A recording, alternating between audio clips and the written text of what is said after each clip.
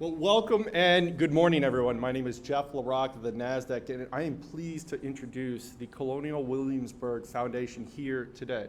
We have some very special guests with us right here from the crossroads of the world in Times Square, New York, as we get set to officially ring the Nasdaq opening bell. There's so much history and excitement in this room. Can we all agree on that? So why don't we kick things off with a loud round of applause. The Colonial Williamsburg Foundation operates the world's largest history museum in Williamsburg, Virginia. The restored 18th century capital of Britain's capital, representing the largest, wealthiest, and most populous outpost of the empire in the New World. There we interpret the origins and the ideas of America decades before the American Revolution. The Colonial Williamsburg is a story of a revolutionary city and tells us how diverse people living in different and sometimes conflicting ambitions evolve into a society that values liberty and equality. In Colonial Williamsburg, a 301-acre area was restored, reconstructed with historical furnished buildings. Costumed interpreters tell the story of men and women in the 18th century and the challenges they faced. In this historic place, the Colonial Williamsburg Foundation helps learn from the past. The Colonial Williamsburg represents what America's DNA is. It's the greatest living history museum where ordinary people can renew a common story of our brave founding fathers set this experiment in motion so long ago. Now, without further ado, representing the Colonial Williamsburg, and I thought I'd never be able to say this, but the president, our first president of the United States, George Washington, joined by the Fife and Drum Corps. Mr. President, why don't you come up to the podium for some further remarks?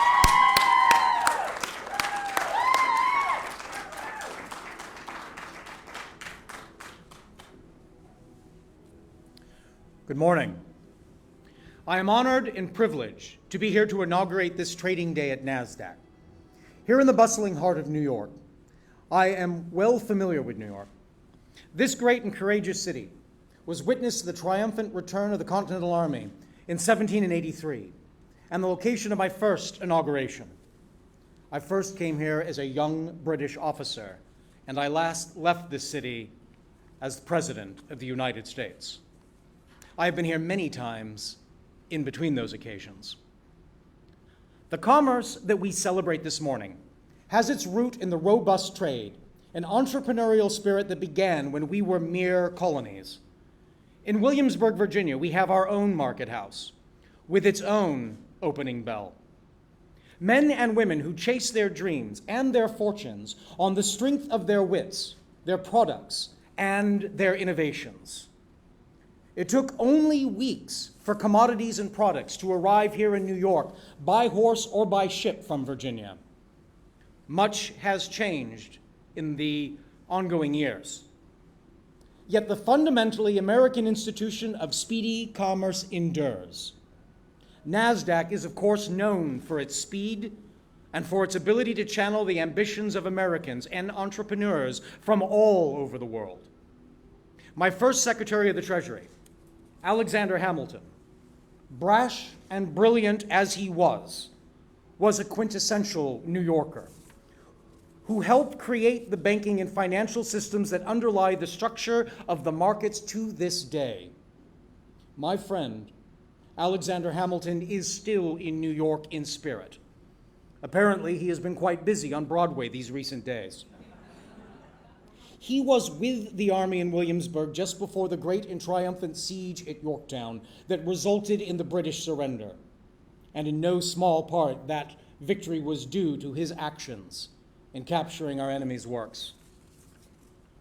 The dreams we have as Americans, the spirit we summon, the fight we show, the institutions we cultivate have long been with us. They started long ago in Williamsburg, and I urge you to return to the place where this grand experiment began, where I, Thomas Jefferson, James Madison, Patrick Henry, and other friends and colleagues will be honored to receive you. Thank you.